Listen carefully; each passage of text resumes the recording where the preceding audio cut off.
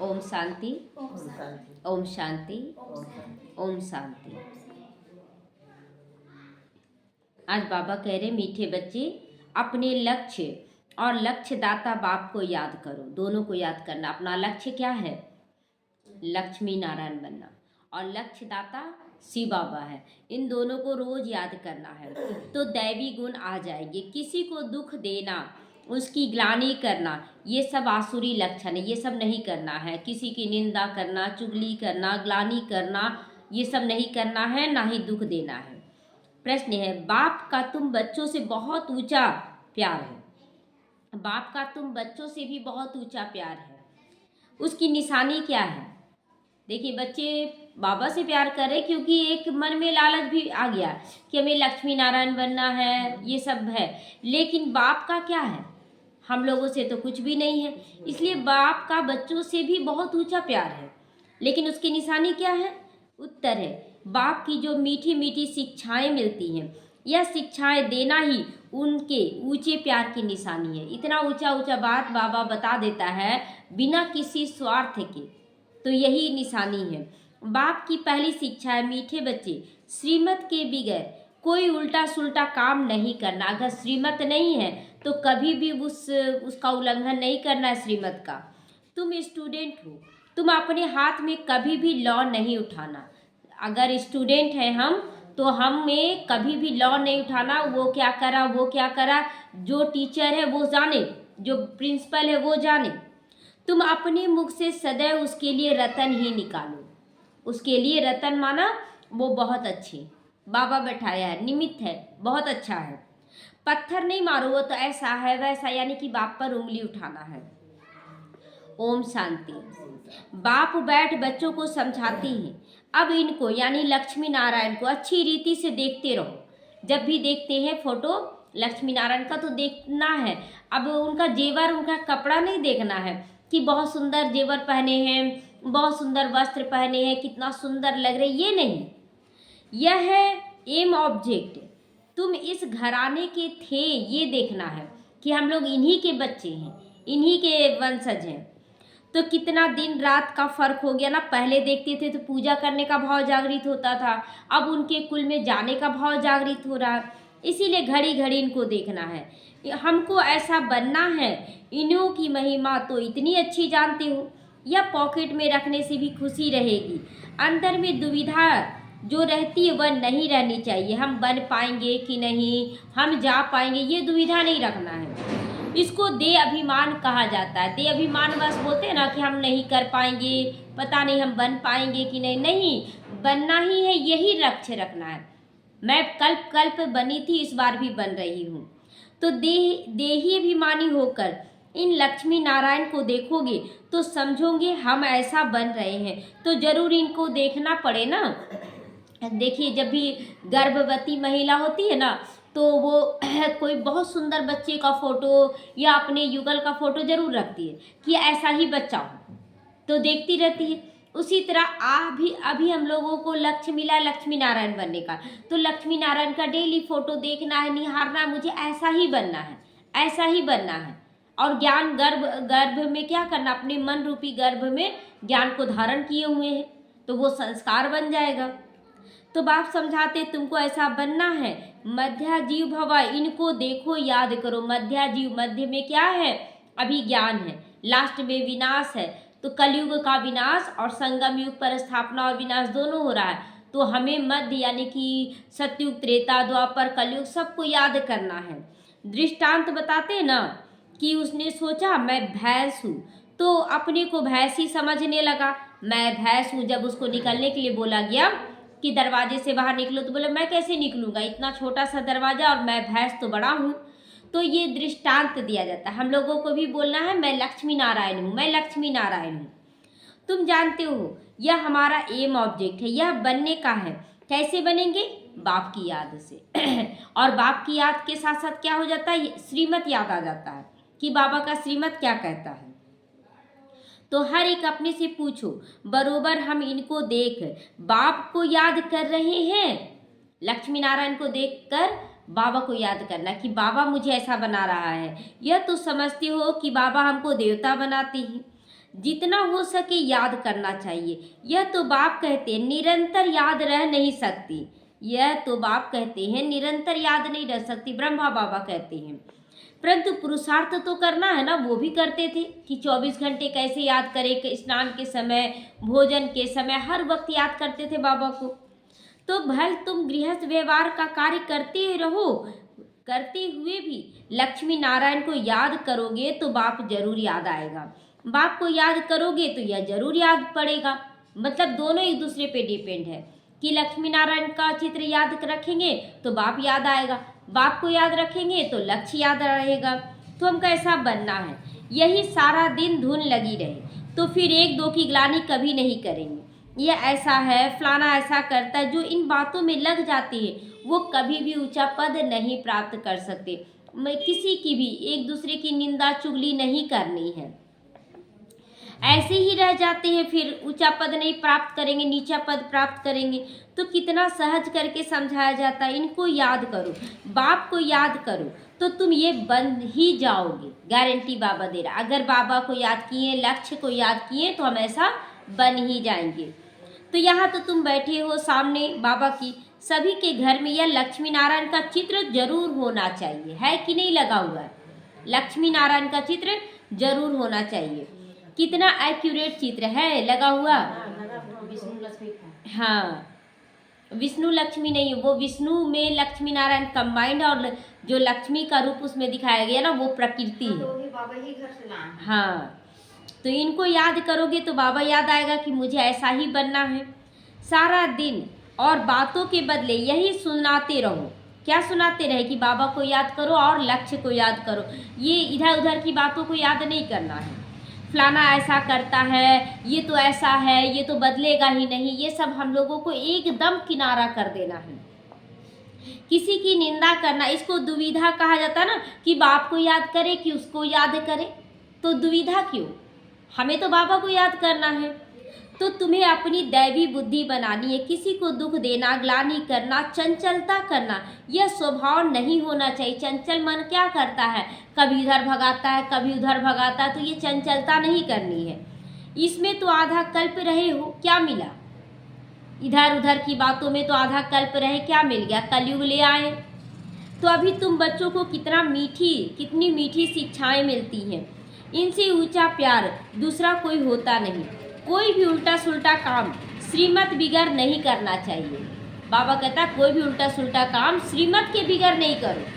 अगर श्रीमत है उल्टा करने का तो भल करो, श्रीमत कहता है उल्टा काम करने। तो बाप ध्यान के लिए भी डायरेक्शन देते हैं। आज ध्यान साक्षात्कार जो होता है ना, उसके लिए भी बाबा डायरेक्शन दे रहे हैं। सिर्फ भोग लगा कर आओ। माया ना सूक्ष्म वतन में भी रहती है। आज बाबा क्लियर कर रहा है कि सूक्ष्म वतन में भी माया रहती है। तो बाबा कहता है अगर तुम भोग लगाने जाती हो तो केवल बाबा को भोग लगाओ और वापस आ जाओ। बाबा ये तो कहते नहीं कि बैकुंठ में जाओ रास विलास करो, ये तो बाबा नहीं कहता है। तो बाबा कहता है कि भोग लगाने जाओ, लेकिन वहाँ बैकुंठ में बाबा ये तो कहते नहीं कि बैकुंठ में जाओ रास विलास करो। दूसरी जगह गए तो समझो माया की प्रवेशता हो गई, माया खींच लेती है अपनी ओर कि इधर आ जाओ, देखो बैकुंठ का नज़ारा देखो। माया का नंबर 1 कर्तव्य है पतित बना देना, मतलब उलझा देना। बेकायदे चलन से नुकसान बहुत होता है। हो सकता है फिर कड़ी सजाएं भी खानी पड़े। अगर अपने को संभालोगे नहीं तो संभालते रहना है, साक्षात्कार में भी नहीं फंसना है। बस बाबा और लक्ष्मी नारायण हमें बनना है, बाबा के समान बनना है। बाबा के साथ साथ वो धर्मराज भी तो है, उसके पास बेहद का हिसाब किताब रहता है। रावण की जेल में कितनी वर्ष सजाएं खाई ना? रावण की जेल में कितने वर्ष सजा खाए? 2500 साल। तो इस दुनिया में कितना अपार दुख है। अभी बाप कहते हैं अब सब बातों को भूल जाओ और एक बात को याद करो, सभी दुविधा अंदर से निकाल दो। कौन क्या कर रहा, कैसा कर रहा, छोड़ दो। हर सेकंड जियो, मतलब आप इसी सेकंड है ना, इसी सेकंड अगर कोई कुछ बोला भी है तो सेकंड पार हो गया। अब वो सेकंड पार हो गया तो उसको याद तो करना नहीं, हमें वर्तमान में रहना है। तो विकार में कौन ले जाता है? विकार में कौन ले जाता है? माया ले जाती है। तो माया के भूत है ना, लोग बोलते हैं माया आ गई, माया आ गई, वास्तव में हमारे ही मन बुद्धि उधर चला जाता है। तुम्हारा एम ऑब्जेक्ट क्या है? लक्ष्मी नारायण बनना, तो उसको देखते रहो। राजयोग है ना, अपने ऊपर राज्य करना, किसी के अनुसार नहीं चलना, मुझे बाबा के श्रीमत पर चलना, तो ये अपना टेंशन होना चाहिए। तो बाप को याद करने से ये वर्षा मिलेगा, तो इस धंधे में लग जाना चाहिए। कीचड़ सारा अंदर से निकाल देना चाहिए। कीचड़ कहाँ है? हमारे अंदर है। अगर हम बोल दें कि हमको नहीं जाना है तो नहीं जाना है। तो माया की पराकाष्ठा भी बहुत कड़ी है ना, माया खींच ही लेती है। तो परंतु उनको उड़ाते रहना है, भगाते रहना, जाओ यहाँ से, अब तुम्हारा काम नहीं है। जितना हो सके याद की यात्रा में रहना। अभी तो निरंतर याद हो न सके, निरंतर होता नहीं, कभी इधर उधर भाग ही जाता है मन। आखिरकार आखिरी निरंतर तक भी आएंगे, तभी तो ऊंचा पद पाओगे। आखिरी निरंतर तक आ जाओगे, मतलब लास्ट समय में हम लोग निरंतर याद में आ जाएंगे। इधर उधर की बातें समाप्त। पहले से याद का यात्रा बढ़ा कि घटा? पहले से तो बहुत बढ़ गया, पहले कुछ भी नहीं था, धीरे धीरे बढ़ रहा है। तो अगर अंदर में दुविधा, खराब ख्यालात होंगे तो ऊंचा पद मिल ना सके। दुविधा होगी, उसको भी याद करे, उसको भी याद करे, और अंदर में ख्यालात चल रहा, तो बाबा कहता ऊंचा पद नहीं होगा। माया के वश होकर फिर हार खाते हैं। तो बाबा समझाते हैं, बच्चे गंदे काम से हार मत खाओ, गंदा काम है ये। दुख देना, किसी की निंदा चुगली करना, ये सब बोलता है गंदा काम है। निंदा आदि जो करते हैं, तुम्हारी बहुत बुरी गति हो गई है। अभी सदगति होती है तो बुरे कर्म मत करो। बाबा देखते हैं माया ने गले तक, ग्रास तक कर लिया ना, मतलब इतना निंदा करने लगते हैं ना कि हम लोग पूरा डूब जाते हैं माया में। तो बाबा कहता है ना कि एकदम माया गले तक फंसा लेती है, जैसे कोर डालते हैं ना, गले तक फंस जाता है, तो वैसे ही तुम्हें भी फंसा लेती है। पता भी तुम्हें नहीं पड़ता, खुद समझते हो कि हम अच्छा चल रहे हैं, बहुत अच्छा चल रहे हैं, परंतु नहीं। हम लोग समझते हैं कि हम लोग तो बहुत अच्छा चल रहे हैं, लेकिन बाबा कहता नहीं। बाप बार बार समझाते, मनसा वाचा कर्मणा, मुख से रतन ही निकलने चाहिए। गंदी बातें करना पत्थर है, ये किसी के बारे में गंदी बातें नहीं करनी है। अभी तुम पत्थर से पारस बनते हो, तो मुख से कभी पत्थर नहीं निकालना चाहिए। बाबा को तो समझाना पड़ता है ना बीच बीच में, कि अगर आप गलत रास्ते में जा रहे हैं तो समझाना पड़ता है। बाप का एक हक है बच्चों को समझाना। ऐसे नहीं कि भाई भाई को समझानी देंगे, भाई भाई को समझानी नहीं देगा, बाप बच्चों को समझानी देता है। टीचर का भी काम है समझानी देते रहना, बीच बीच में समझानी देते रहना है, शिक्षा देना है। वह कुछ भी कह सकते हैं, टीचर का हक है कुछ भी कह सकते हैं। स्टूडेंट को हाथ में लौ नहीं उठाना है, जो स्टूडेंट है उन्हें भी हाथ में लौ नहीं उठाना है। कौन क्या कर रहा है टीचर को बता देना है। तुम स्टूडेंट हो ना, तो बाप समझा सकते हैं, बाकी बच्चों को तो बाप का डायरेक्शन है, केवल बाप को याद करो। अच्छा है ना, अगर हम स्टूडेंट बनते हैं तो अच्छा है ना, जाओ टीचर समझेगा कौन का क्या कर रहा है।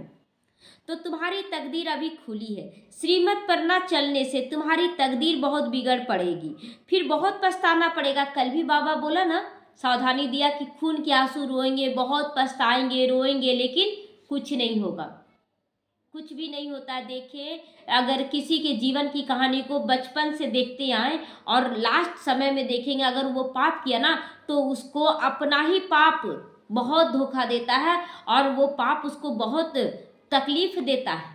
और लास्ट में जब उसको एहसास होता है कि हम बहुत पाप किए, तो उस समय रो पीट के रह जाता है, लेकिन कुछ भी नहीं हो सकता है फिर।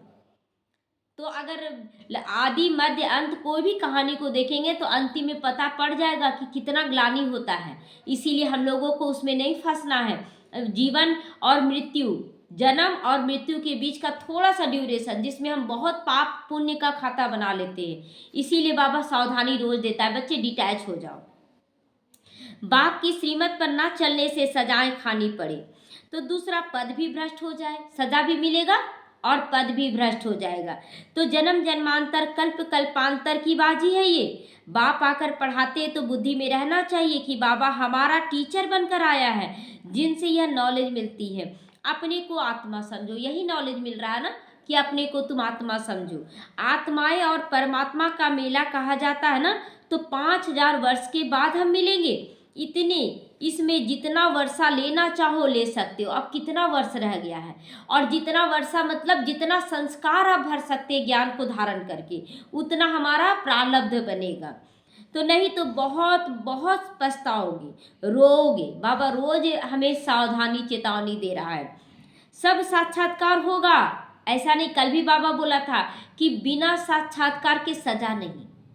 तो जो पाप किए वो सब अंदर में दिखते हैं, चलने लगता हम ऐसे बोले ऐसे किए। तो स्कूल में बच्चे ट्रांसफ़र होते हैं तो पिछाड़ी बैठने वालों को सभी देखते हैं, यहाँ भी ट्रांसफ़र होते हैं। तुम जानते हो यहाँ शरीर छोड़कर फिर जाए सतयुग में, प्रिंस के कॉलेज में भाषा सीखेंगे। वहाँ की भाषा तो सभी को पढ़नी पड़ती है, मदर लैंग्वेज होता है वहाँ। वहाँ हिंदी भाषा होगी, मदर लैंग्वेज होगा।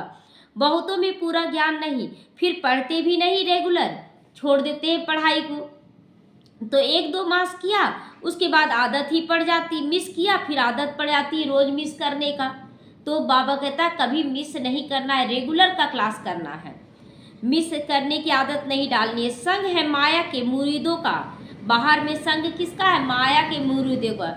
तो अगर आप मिस करते हैं तो घड़ी घड़ी आप माया की तरफ जाते हैं। शिव बाबा के मुरीद थोड़े हैं, शिव बाबा के मुरीद तो बहुत कम ही बच्चे हैं, बाकी सब है माया के मुरीद। तुम शिव बाबा के मुरीद बनते हो तो माया सहन नहीं कर सकती, इसीलिए संभाल बहुत करनी चाहिए। माया सहन नहीं करती कि मेरा इतना दिन का ग्राहक है और वो चला जाएगा उनका, वो बहुत अपोजिशन करेगी। छी छी गंदे मनुष्यों से बड़ी संभाल रखनी है, खराब चरित्र वाले मनुष्यों से अपनी संभाल रखनी कि मुझे उसमें नहीं फंसना है। हंस और बगुला है ना, बाबा ने रात को भी शिक्षा दी, रात को भी शिक्षा दी है। सारा दिन कोई ना कोई की निंदा करना, पर चिंतन करना, इसको कोई दैवी गुण तो नहीं कहेंगे। अगर कोई गलत कर रहा है वो कमज़ोर है, वो बुरा नहीं है। अगर उसको पता हो जाए कि मेरा कर्म हमको सजा देगा, तो कौन है जो जानबूझ के गलती करेगा? जानबूझ के कोई भी नहीं करता है। तो देवताएं ऐसा काम तो नहीं करते हैं। बाप कहते हैं बाप और बरसे को याद करो, फिर भी निंदा करते रहते हैं। तो निंदा तो जन्म जन्मांतर करते आए हो, दुविधा अंदर रहती है, वह भी अंदर मारा मारी है। मुफ्त अपना खून कर देते हो, अपना ही खून करते। अगर किसी की निंदा चुगली करते हैं तो अपना ही खून करते हैं। बहुतों को घाटा डालते हैं। बहुतों को घाटा डालना मतलब हम लोग निंदा कर रहे हैं, तो जिसका निंदा कर उसका तो पाप उतर रहा है, लेकिन जितना हम निंदा करेंगे, जिससे निंदा करेंगे, हमारा पाप बढ़ रहा है। तो फलाना ऐसा, इसमें तुम्हारा क्या जाता है? सबका सहायक एक बाप है ना। अभी तो श्रीमत पर चलना है। मनुष्य मत तो बड़ा गंदा बना देती है, 1-2 की ग्लानि करते रहते। ग्लानि करना है, यह है माया का भूत, ये बहुत बड़ा भूत है। यह है ही पतित दुनिया। तुम समझते हो हम सभी पतित से पावन बन रहे हैं, तो ये बड़ी खराबियां निकाल देनी है। आज से ये निंदा करने का काम समर्पण कर देना है बाबा को कि आज से नहीं करेंगे। आज से अपना कान पकड़ना चाहिए कि कभी भी ऐसा कर्म नहीं करेंगे। कुछ भी अगर देखते हो तो बाबा को रिपोर्ट करना चाहिए। तुम्हारा क्या जाता है? तुम 1-2 की ग्लानि क्यों करते हो? तुम क्यों करते हो? बाप को, टीचर को इस बता देना है। बाप सुनता तो सब कुछ है ना। बाप ने कानों और आँखों का ही तो लोन लिया है। एक ब्रह्मा बाबा का कान और आँख नहीं, सबका कान और आँख का लोन लिया है बाबा। बाप भी देख रहे हैं तो ये दादा भी देखते हैं। चलन वातावरण तो कोई का बिल्कुल ही बेकायदे है, देख रहे हैं बाबा भी। कौन कैसा बाबा बोलता है ना कि रहने दो बच्चे, वो दास दासी तुम्हारे बनेंगे, तुम अपना चलन सुधार कर चलो। तो जिनका बाप नहीं होता है उनको कहा जाता छोरा, कहा जाता है। वह अपने बाप को नहीं जानते, याद भी नहीं करते, सुधरने के बदले और ही बिगड़ पड़ते। जिसका माँ बाप नहीं होता है वो और ही गलत रास्ते में चल जाता है। बाप होता है तो डांटता भी है, सावधानी भी देता है, इसीलिए अपना पद गंवाते हैं। तो इसीलिए हम लोगों को छोरा छोरी नहीं बनना है। हम तो धनी के बन गए हैं ना। तो श्रीमत पर नहीं चलते हो तो छोरे ही बन जाते हो। अगर श्रीमत पर नहीं चलते हो तो छोरा छोरी बन जाते हो। माँ बाप की श्रीमत पर नहीं चलते तो क्या बोला जाएगा? छोरा छोरी बोला जाएगा ना। तमेव माता च पिता तमेव बंधु च सखा तमेव आदि बनते हैं। बाबा सब कुछ बनते हैं, माता पिता भाई बहन दोस्त सब कुछ बनते हैं, परंतु ग्रेट ग्रेट ग्रैंडफादर ही नहीं तो मदर फिर कहाँ से होगा? इस इतनी भी बुद्धि नहीं। अगर शिव बाबा नहीं तो मदर कहाँ से बन जाते? ब्रह्मा बाबा बनते नहीं। तो माया बुद्धि एकदम फेर देती है। बेहद के बाप की आज्ञा नहीं मानते तो दंड पड़ जाता है, जरा भी सदगति नहीं। कहने का मतलब कि अब ब्रह्मा कुमार कुमारी क्यों बने? जब बाबा आए तब तो बने, तो हम ब्रह्मा कुमार कुमारी को क्यों देखें? हम बाबा को देखें। तो लेकिन बाबा गुप्त है तो हमें गुप्त रूप से उन्हें ही याद करना, किसी के को याद नहीं करना है। बाप देखते हैं तो कहेंगे ना इनकी क्या बुरी गति होगी, बाबा तो खुद ही कहेंगे। और अगर उसकी निंदा कोई कर रहा तो उसकी भी गति गरा, जो गलत कर रहा उसका तो हो ही रहा है, लेकिन जो निंदा कर रहा उसका भी जमा हो जा रहा है पाप के खाते में। तो यह तो टांगर अक के फूल है। तो जिनको कोई भी पसंद नहीं करता तो सुधारना चाहिए ना अपने आप को, नहीं तो पद भ्रष्ट हो जाएगा, जन्म जन्मांतर के लिए घाटा पड़ जाएगा। परंतु दे अभिमानियों की बुद्धि में बैठता ही नहीं। दे अभिमान में उसकी चर्चा उसको मन ही नहीं भरेगा, कि बिना मतलब किसी का शिकायत की उसको दिन भर में अच्छा ही नहीं लगेगा। आत्माभिमानी ही बाप से प्यार कर सकते हैं। बलिहार जाना कोई मौसी का घर है नहीं, बाबा क्लियर कर रहा है, इतना बलिहार जाना मौसी का घर नहीं। बड़े बड़े आदमी बलिहार तो जा ना सके, वह बलिहार जाने का अर्थ भी नहीं समझते, हृदय विदीर्ण हो जाता है। बहुत बंधन मुक्त भी है, बच्चा आदि कुछ भी नहीं है, फिर भी फंस पड़ते हैं। बाबा कहता है ना किसी का बच्चा नहीं है, किसी बहुत बंधनों से मुक्त है, फिर भी किसी न किसी के चक्कर में फंस जाते, वो ऐसा करता वो ऐसा करता है। कहते बाबा आप ही मेरे सब कुछ हो, ऐसे मुख से कहते हैं परंतु सच नहीं है, किसी न किसी में फंसे रहते हैं। चाहे वो कोई भी परिवार का लोग हो, चाहे कोई भी हो, उसमें फंसे पड़ते हैं। बाप से भी झूठ बोल देते हैं ना, बलिहार गए तो अपना ममत तो निकल जाना चाहिए, फिर ये ममत तो कैसा, किसी में भी किसी में फंसना क्यों? तो अभी तो पिछाड़ी है तो श्रीमत पर चलना पड़े, मिल्कियत आदि से भी ममत तो निकल जाए, मेरा कुछ भी नहीं, धन दौलत संपत्ति ये सब मेरा कुछ भी नहीं है, तो फिर इसमें क्यों फंसना? तो ये सब बाबा के बच्चे भी झूठ बोलती हैं कि नहीं मेरा कोई बंधन नहीं, लेकिन आप तिजोरी पर संभाले हुए हैं, परिवार को पकड़े हुए हैं, ये मेरा। तो बाबा कहता है ये सब ममत तो निकाल दो। बहुत हैं जो ऐसे बंधन मुक्त भी हैं, बाबा ये भी क्लियर करा कि बहुत नहीं भी है और बहुत हैं भी। शिव बाबा को अपना बना लिया, एडॉप्ट करते हैं ना, यह हमारा बाप टीचर सदगुरु है, हम उनको अपना बनाते हैं उनकी पूरी मलकियत लेने के लिए। जो बच्चा बन गए वह घराने में जरूर आते हैं, परंतु उसमें ये पद कितने हैं, कितने दास दासियां भी है, एक दो पर हुक्म चलाते हैं। दास दासियों में भी नंबरवार बनते, जैसे अब बाहर का दास दासी है और रॉयल फैमिली का दास दासी है, तो नंबरवार हुआ ना दास दासी। एक है दरवाजे पास लगा हुआ दास दासी है, तो उसको तो अंदर आने का अलाउ नहीं, लेकिन जो रॉयल फैमिली का भी दास दासी वो अंदर बाहर सब जगह कर सकता है। तो रॉयल घराने के बाहर के दास दासियों तो अंदर नहीं आएंगे, तो जो बाप के बने हैं उनको बनना है। ऐसे ऐसे बच्चे जिनमें पाई पैसे की भी अक्ल नहीं है कि हमको दास दासी बनना है कि राजा महाराजा बनना है, तो इसलिए बाबा कहता है उसको तो पाई पैसे की भी अक्ल नहीं है। एक बार बंद कर रहे हैं।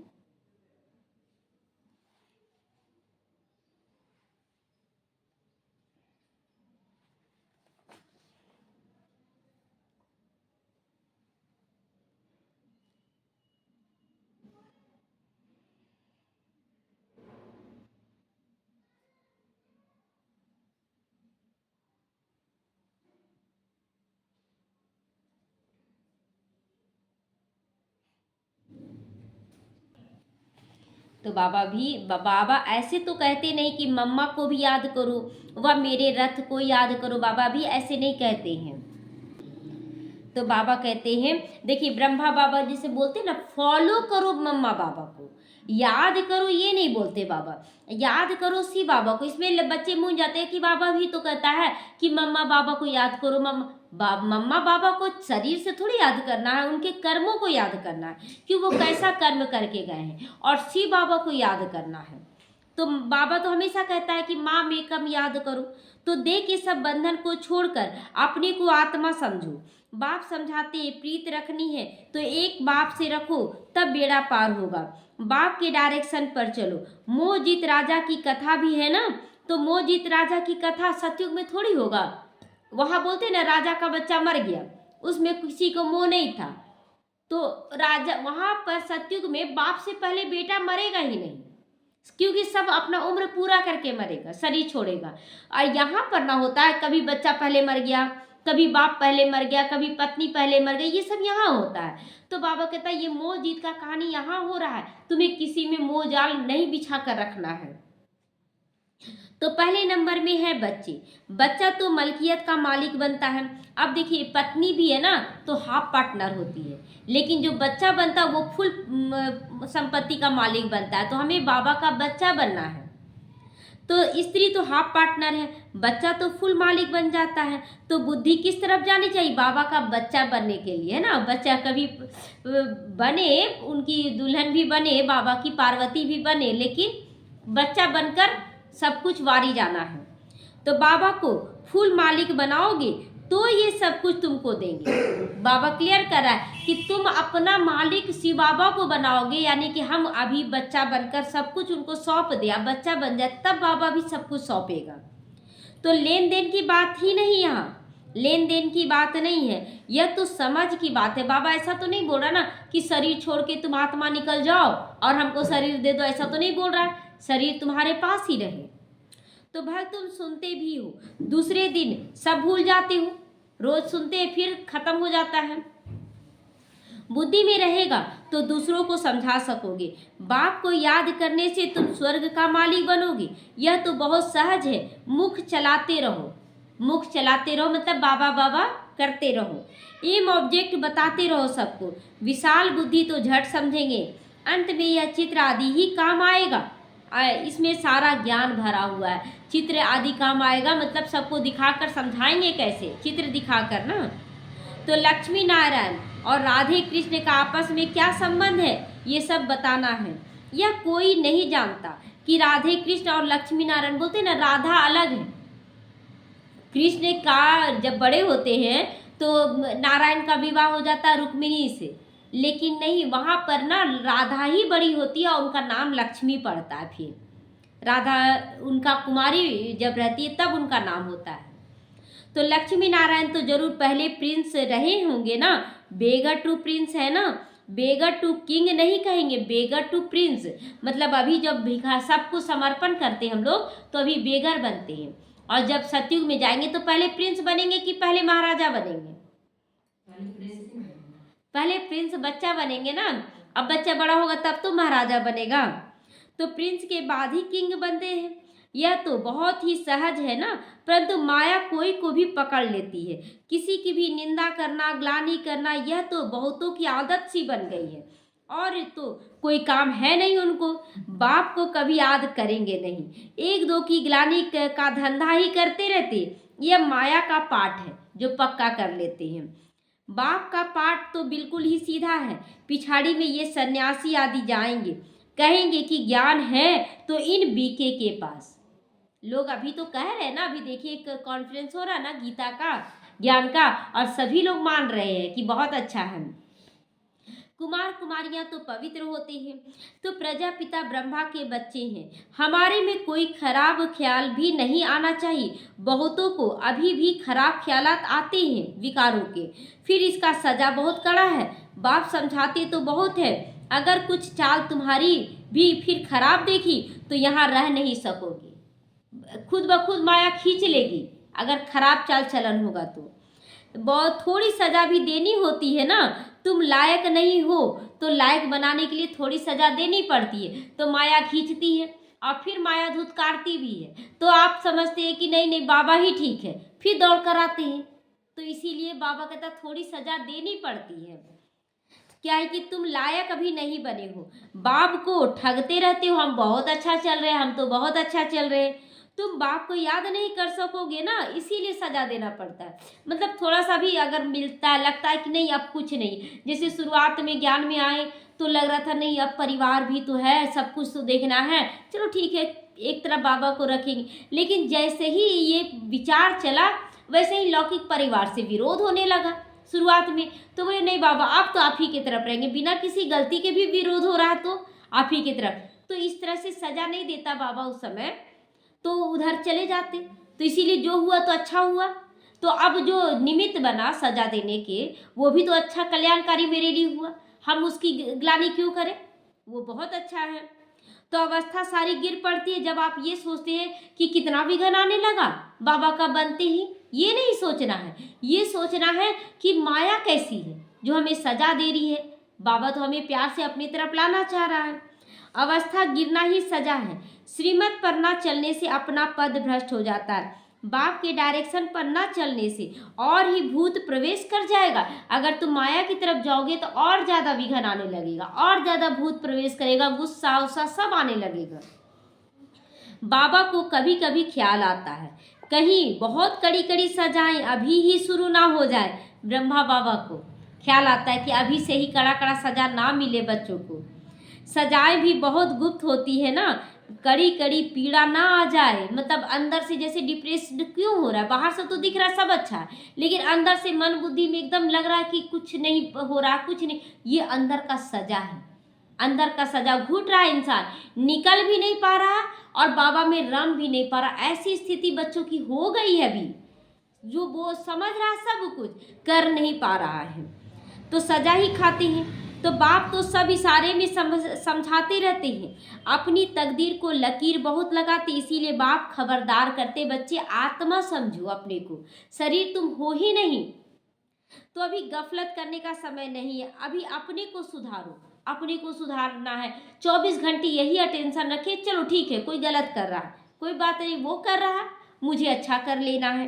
अंत घड़ी आने में कोई देरी नहीं लगेगी, अंत घड़ी पता है हमारा कब आ जाएगा। ठीक है अभी 12 साल है, लेकिन अभी अभी अगर चलते चलते मौत हो जाए तो फिर क्या करेंगे।